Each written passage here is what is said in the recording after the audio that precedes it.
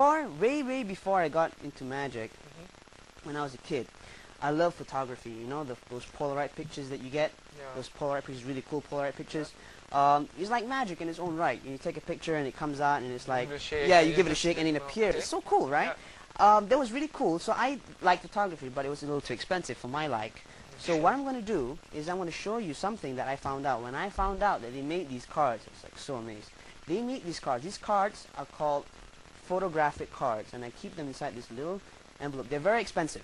They're very expensive. I'm going to show you right now. They're chemically treated. Okay, let's see this. Now they're blank. Obviously, you're going to print stuff on them. They're blank, and they're chemically treated to absorb ink. Not light like regular film, but they absorb ink. Look, I'm going to grab the cards just like this, deal them down, and get some more here. Got an extra one. Fine, we'll just put that aside. Okay. Now I'm going to need a template. You just say stop. Okay. Oh, sorry. Stop. Here, next to the 6, grab this card. Okay, fine, 10 of spades. It does not matter what the card is, it will work anyway. So you want to check this out. Come here.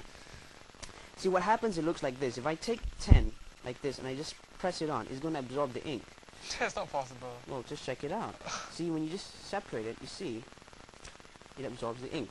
Just like that. Now this is a mirror image. It may not look like, you can't tell, but it is a mirror image. I'll show you what I mean. Check out the 10. If I press it up like this, using the face of the 10, that absorb the ink, you see a mirror image. See, there's a mirror image? Whoa. See how that looks? Only a mirror image, if you think about it, can be used to make, absorb a duplicate of the original card. See, now that's a duplicate because you use the mirror image. Now you're not stuck to making, you know, plain backs and fronts like this. You can even do special effects.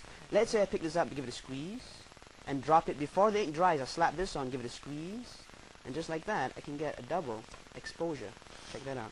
Pretty cool, huh? Touch it. Go ahead, touch it. It's dried now. It dries in about 0.45 seconds. Oh, check that's this like out. 0.45. Okay.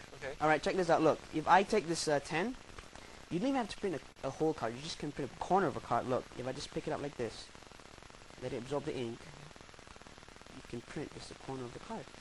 Now, the ink is wet. When you print it, it is wet. I'm going to let you know right now, you cannot touch the face when it's drying. When you touch the face, you can actually smudge the ink like that. It's not going to look very nice. Okay. Now, the ink is wet, and you can do special effects with that. Let's say I just tap this on, let it absorb, and before it dries, I tap it down. Let the gravity do all the work, and all the ink falls to the bottom.